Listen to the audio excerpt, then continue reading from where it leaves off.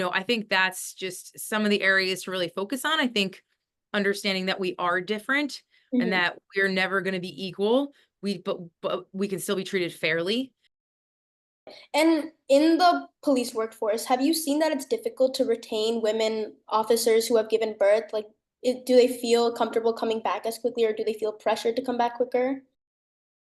My family didn't make the choice for me to be a police officer, so I really have to recognize that they make a lot of sacrifices that I've forced them into as far as their mom's concerned. There's this heightened understanding that mom might not come home. And so I think the biggest win for me is hearing women in law enforcement come forward and say, I don't deserve that. I deserve better. I'm okay with telling my story to help people and really living in who they are. Though that's some of the greatest success stories. Hey everybody, welcome back to She Spark. We are back with our interview series, and today's guest is Heather Glogolich. Heather is a law enforcement officer. She is a police captain over at NJIT, and she is the president of an organization called New Jersey Women in Law Enforcement. This is an organization which seeks to end discrimination on basis of race, religion, sexual orientation, and gender. And she's also a huge advocate against domestic violence, being as she's a survivor herself. Heather and I speak about so many incredibly important topics in this video, such as mental health for not just female officers, but any law enforcement officer in general. And we also talk about domestic violence. That being said, there are some descriptions in this video of instances of domestic violence, so I will be providing trigger warnings in between. However, if you decide for yourself that you can make it through this entire video, I highly recommend that you do, because this is such an important topic. And while we as a society are becoming more and more comfortable speaking about domestic violence openly, there's still so much misconception around the topic. And it's talking to people like Heather that destroys that misconception. So please make that choice for yourself and enjoy. All right. Hi, Heather. How are you today? I'm doing well. How are you? I'm great. So, I wanted to start off with why exactly you became a law enforcement officer, and maybe were you scared when you started? What led you into that? So I don't have anybody in my family that was in law enforcement, and I took a criminology class in high school. I was like, well, this is interesting. And I've always loved puzzles. I've always been, I guess, more drawn to police shows when I was growing up. And so I just thought it was a great idea, but I didn't really know many women that did it. So I don't know if I didn't think it was possible, but it had never really been a viable option for me growing up. I think my personality has always been to be a fixer. And Mhm. so it really fit into that because I would help people fix their problems, right? So I joined the fire department and I decided that I would see if I liked that first because that was free and it was voluntary. Mhm. And before I dedicated everything else, I was on a call one day and as an EMT, and I had to basically take over the scene. Then the police showed up and the one cop pulls me aside. He's like, hey, you handled that really well. Have you ever thought about being a cop? And I was like, I just didn't know I could. And he kind of guided me through and found me a female mentor, and it just took off from there. And that's how I became a cop and why I wanted to. As far as if I'm scared. So that's such an interesting question. I think that I get scared about what could have happened to me after the call is over more Mhm. than I've ever been scared going to a call, because your adrenaline's going and your thoughts are going. And I've definitely been inside a house and checking it for maybe somebody who's been in there to burglarize it and been like nervous and a heightened awareness. I wouldn't say it was scared though, but I really do believe that all cops deep down are a little scared, but being having courage is being scared and doing it anyway. That is so interesting because before talking to you, I sat down and I thought, what would I do if I had to like pick a job where people's lives relied on me? And honestly, I don't think I could. I don't think I'm strong enough for that. But big props to you. That's amazing. Well, thank you. And so you are the president of the New Jersey Women in Law Enforcement organization. Can you tell us a little bit about that? Sure. New Jersey Women in Law Enforcement, the organization has been around for a little over 20 years. I was not a part of it in the beginning. I really only became more involved probably in around 2019. I became a trustee on the board. And then for the past 2 years, I've been the president. And it's just a nonprofit organization for women in law enforcement, but we have male members as well. But it's really to promote the ability to mentor, recruit, retain women, talk about gender specific issues, Mhm, help them break those glass ceilings and feel as though it's a viable option. mhm. So that's really what we do. We hold conferences and trainings, and we work towards legislation change in regards to women in policing, and especially when it comes to pregnancy and maternity. Got it. Can you give us some examples of gender-specific problems you see in the workplace? Sure, specifically, men cannot have babies. So women do. And people don't realize that there's so many levels and layers that go into that. So, people just think, hey, you're pregnant, you have a baby, you come back. But Mhm, there's just more involved, because you have to consider whether or not the agency you're working for has a modified duty option. Otherwise, you may have to choose to work full duty all the way up until you give birth, because you may not have enough sick time built up, or you may not be able to be modified. You may be the person who has the insurance policy. So then you have to worry about Cobra instead of an actual full thing and getting paid. And there's all these things. And then, you decide to go on modified duty, and your team is receiving awards and recognition for incidents that they're involved in, and you're not. And that can affect things like promotional processes and special assignments. Not to mention the fact that coming back, when do you come back? Vaginal delivery, you're usually out for 6 weeks. A C-section, it's 8, but then you want to bond with your child too. And mhm, maybe you're still nursing. So do you have a proper setup for breastfeeding and things like that? There's just, that's really the major gender specific issue that we deal with a whole lot when it comes to law enforcement. mhm. And how do you think law enforcement can improve in terms of diversity and inclusion, especially for women? I think that retaining qualified women is where we start before we start recruiting. But I think adopting a policy that is very gender specific in regards to pregnancy and maternity leave for women.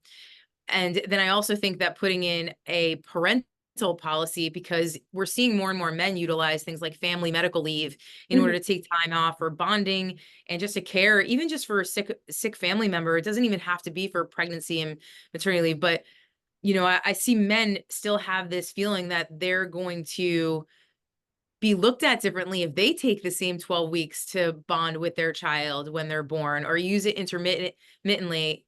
I think that's just some of the areas to really focus on. I think understanding that we are different and mhm. that we're never going to be equal.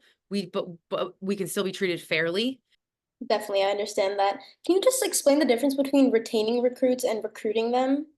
Sure. Retaining people is keeping the people that you have here that are qualified, putting things in place that make people want to stay, understanding the needs and the wants of a workplace, and balancing work and home life as best as you can, because it's pretty much impossible. And then recruitment is going out and meeting people and trying to get them to even show up for an interview and become a part of our organization. So that's the two differences between that. Got it. And in the police workforce, have you seen that it's difficult to retain women officers who have given birth? Like, do they feel comfortable coming back as quickly, or do they feel pressured to come back quicker? I can only speak for me. As far as how feelings come into it, I know that I felt I needed to come back right away Mhm, after 8 weeks. And when I would call out sick for my kid, because yes, my husband is more than capable of taking care of our children, but I'm the mom. Like, I want to take care of my babies, definitely. and he can too, but I want to be home. I'm going to feel guilty if I'm not. But I do feel as though it is a hard balance, because we're tasked with feeling as though we have to sacrifice one for the other. Like, we can't just be a great mom and a great cop. You Mhm, can either be a great mom or you can be a great cop. And I think that I've proven that you can do both. My mhm. kids might not agree with you, but most days they do. But, it is understanding that no matter what you do, there's sacrifice, and you can't just dwell on all the negative. It's about the positive. I truly believe that my family didn't make the choice for me to be a police officer. So I really have to recognize that they make a lot of sacrifices that I've forced them into, as far as their mom's concerned. There's this heightened understanding that mom might not come home.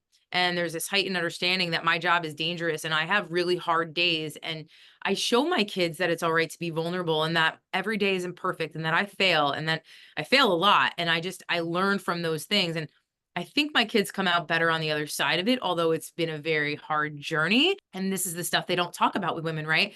Mhm, When you have kids younger, you don't have as much time built up to take off for certain things. It's harder to do switches. And so my older two got a very different version of their mom. I was younger, I was less patient. I didn't have the ability to work on Monday through Friday, work because now I have rank where I wasn't at every parent teacher conference. I wasn't at night basketball games. I didn't always tuck them into bed.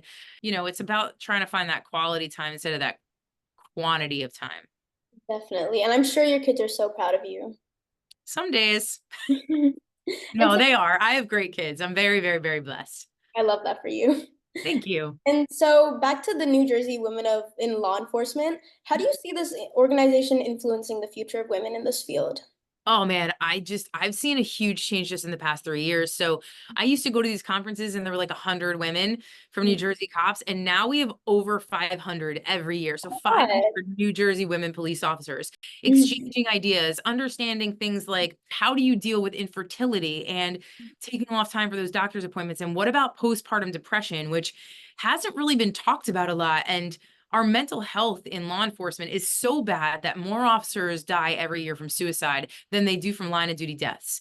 And that's an issue. And women don't want to talk about postpartum because they have to talk to men most of the time, because that's who the majority of the organization is, and they're worried and in fear of the fact that they'll get sent for a fitness for duty evaluation, maybe another mental health psych, and then possibly lose their job. So they're keeping this stuff in. They're not able to talk to anybody. So I think that New Jersey Women in Law Enforcement at the core is really just this unbelievable, huge support group where anybody with any issue that is, regardless whether or not it's gender specific, can find somebody that they can relate to without the fear of them maybe not understanding because they're a different gender or they haven't gone through it. So, if anything, I just think it empowers women to know that not only do they have somebody, but they can be anything they want to be in this career.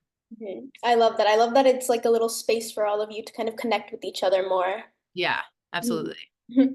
And so I want to switch gears a little bit and talk about your advocacy against domestic violence. Mhm. What are some of the biggest challenges that you face while advocating for against domestic violence, particularly in law enforcement? So some of the biggest challenges in the beginning of my career was that there was still that old school mentality that domestic violence is a private issue and shouldn't be a law enforcement issue because it's family. And so really some of the challenge I personally face is dealing with victims of domestic violence who don't understand that they can trust us. And because we have to make certain decisions on those calls and they don't get a say. So if there's a sign of injury or a weapon was used or threatened to be used, or there's a warrant or a restraining order in place, we're forced to make mandatory arrests and the victim can't say no. That's different in, say, a sexual assault of maybe a college student where he or she gets to choose whether or not law enforcement goes ahead with charges, right? They are the person in charge. That's not the same with domestic violence. We are mandated to make mandatory arrests. So that's a little bit of something that I think is a big barrier in really connecting with victims, because they call us when it's too late for them to help themselves. And by that time, they don't want to talk about all the things that they've been through. And so they just kind of touch on the surface of things so they're safe in the moment. And I don't think police officers are trained enough in DV to really push the questions that need to be asked. We are taught so much as police officers to focus very much on rights of the suspects that we come into contact with. We worry about Terry frisks and Miranda and arrest, search, and seizure, and whether a search is legal or illegal, or whether or not it fits the requirements of the exception to a search warrant. And for me, I think we focus so much on that we don't focus enough on victims and their rights and our ability to, as first responders, to be the ones that really have to advocate for them. Mhm. And then along with that, I really feel like legislation just sucks when it comes to DV victims, because suspects automatically, when it comes to a criminal trial or a criminal or any kind of offense underneath the criminal statutes, are entitled to public defenders. But what are victims entitled to? Advocates, which is great, but they have a million of them, right? And they're not necessarily paid very well. I mean, I could go on and on and on and on about the ways that we do not do justice to the victims in domestic violence. And so you said that a lot of the time the victims aren't asked the right questions. What do you think the right questions are? And there's the problem, because there's not any right question, because everything is different. But I think that it becomes, when you go back to the same house over and over and over again and you feel as though your time is being wasted, And I say this very, very transparently, right? I don't mean wasted as in like, I don't want to be there, but as cops, we want to help. And so when we feel like we're not helping, we get discouraged. And so it feels like we're wasting everybody's time. And we just want people to understand that they deserve real love and not pain. And so for us, I think, the right questions definitely come down to a few key ones, but it starts with the conversation and how you introduce yourself. So I really try to teach my cops to walk in and be like, "Hey, listen, nothing like this should happen to you and there is no judgment here, and I may not know what you're feeling or what you've gone through, but right now I'm dedicating myself to make sure that you're safe, not just in this moment, for the future. I'm going to ask you some very uncomfortable conversation or questions. You're most likely going to end up lying to me at some point, and I know it is not because you want to be deceitful. I know it's to protect you. If at any time you turn around and be like, man, I just remembered this, or you know what, I said that because I was embarrassed, like, I'm not going to judge you for that. So with that, I'm going to ask some really personal questions. And one of the ones I always end up asking is, has this ever happened before? Anything like this? And I don't mean just, I mean, he or she knocked you unconscious today, but have they ever put their hands on you and pushed you against the wall? Have they ever threatened harm to you? Have they ever whipped you with a phone cord? It doesn't have to be a knife or a gun or a baseball bat. Like, weapons can be anything. I had a time where a girl locked herself in a closet and the guy took metal coat hangers, and because she couldn't stand for so long, as she started to sink down, he went underneath the door and started thrashing at her feet with a coat hanger. That's a weapon now because it inflicts pain or a threat of pain or injury. So Mhm. for me, it's about understanding every possibility and not being nervous to ask the question. Definitely. And so you just told us a story about someone you've helped, but do you have any maybe success stories or examples of how your advocacy has helped others? Yeah, I mean, I have so many. I'm sure. No, I mean, which is, and I probably have more that I don't even know about, but it's not usually in the moment. It's people afterwards that will I'll see 10 years later, and I'll see them and they won't be with the same person, and they'll be like, "You made me feel like it was okay to leave and that I shouldn't be scared." It took me a long time to start sharing my personal story of surviving domestic violence because I didn't feel supported by my agency that I was with at the time, and I didn't know if it was appropriate. And once I did, and once other people saw me as someone who was strong and who it shouldn't have happened to, and it still did, they weren't so embarrassed by their situation. And I mean, when it happened to me, I was an idiot. I kind of felt like I was just this dumb female cop that should have known better and should have never allowed that to happen to me. And that, I should be embarrassed of what happened. And the truth of the matter is that until I started speaking out, I always felt that way. And so I think the biggest win for me is hearing women in law enforcement come forward and say, I don't deserve that. I deserve better.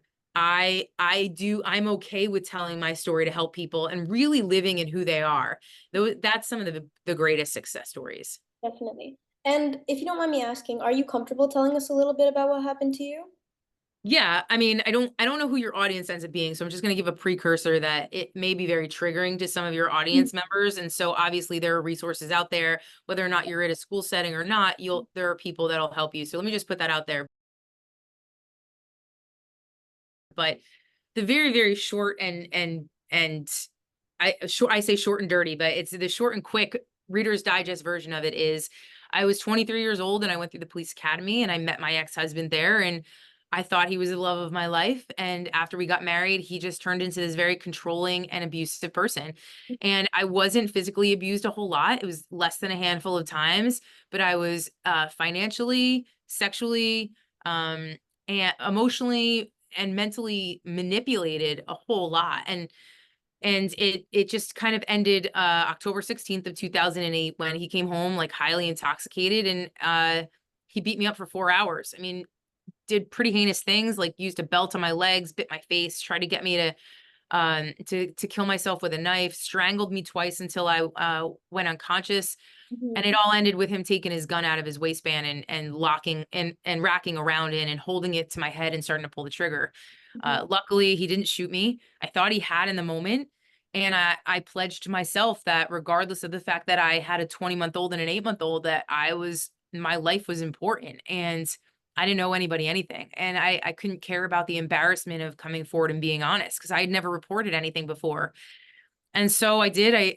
When when he woke up the next morning, because I just laid there still, he left the house. I called 911. He ended up being arrested, and he was facing about 75 years in prison.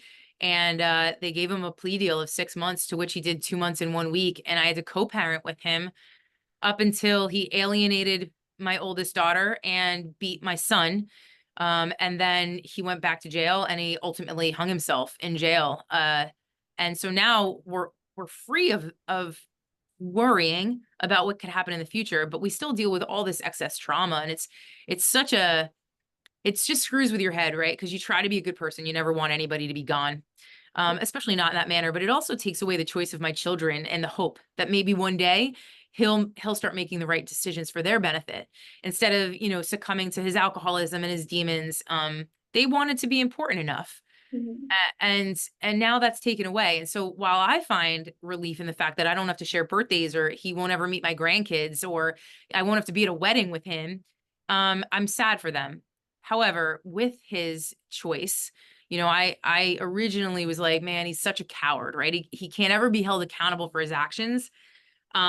With that, I've forgiven him, because I'm not gonna hold on to anger. He's dead. It's not gonna hurt him anymore if I'm angry with him. So I've done a whole lot of work on being grateful for him, and I have two incredible children because of that marriage that are just amazing. And I'm so blessed, and I am who I am because of everything I went through, and I help so many more people because I don't just sympathize with them, I empathize with them. And it's been his actions and inactions ultimately were a gift. And so I'm grateful for him. I love him very much for what he gave me. And we've moved forward from it. But that's why such a huge advocate for when it comes to domestic violence, because I wish that there was no such thing. Definitely. And I'm so, so sorry that happened to you, but it's beautiful to see how you've risen above it. Now you're helping so many other women. So Yeah. that And is, men. I and help then men too. of course, Yeah. I'm so No, sorry. no, no, that's okay. I mean, listen, the majority of people that come forward are women, right?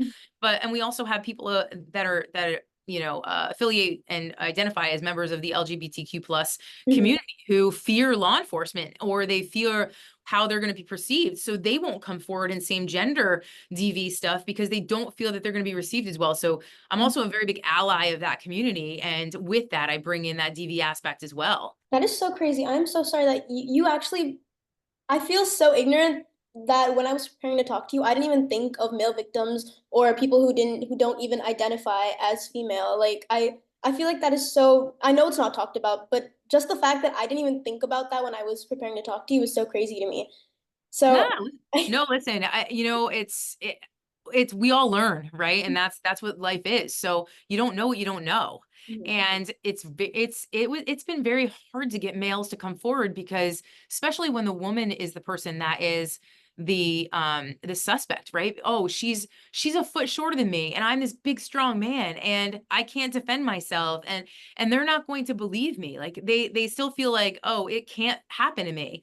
And so, yeah, we're evolving to make sure that people understand that domestic violence can be anybody. Definitely, definitely. And so my original question was, so just to wrap this up, my original question was, what advice would you give to young women who are considering a career in law enforcement, who maybe have a history that they're not very comfortable with? But I'm going to change that question. What advice do you have to anyone of any gender who is considering a career in law enforcement, but they aren't comfortable in their abilities? Well, I don't think anybody's comfortable in their abilities, and you shouldn't be when it comes to this job, because this whole entire job is learned. Know that this job is going to suck a lot more than it's going to be good, and that you are going to bring in a whole level of trauma, because on average, a regular non-sworn law enforcement citizen, or non-military, or non-nurse, not a non-firefighter, sees maybe 1 to 2 traumatic incidents in their life. But as law enforcement, we see 1 to 2 a day, right? We're at like over 1,000 a year, no matter where. And so you have to understand that, like, that comes with this job. So be mentally prepared to understand that. Get yourself a good therapist, start working it now, because we all deserve that. Make sure you have a good support system. Know that it's something you really want to do. Understand that you have to come into it open-minded, be okay failing. We're tasked with being superhuman and being perfect, and that's just not attainable. So don't hold yourself to that standard. Yeah, that would be my advice for anybody wanting to go in there.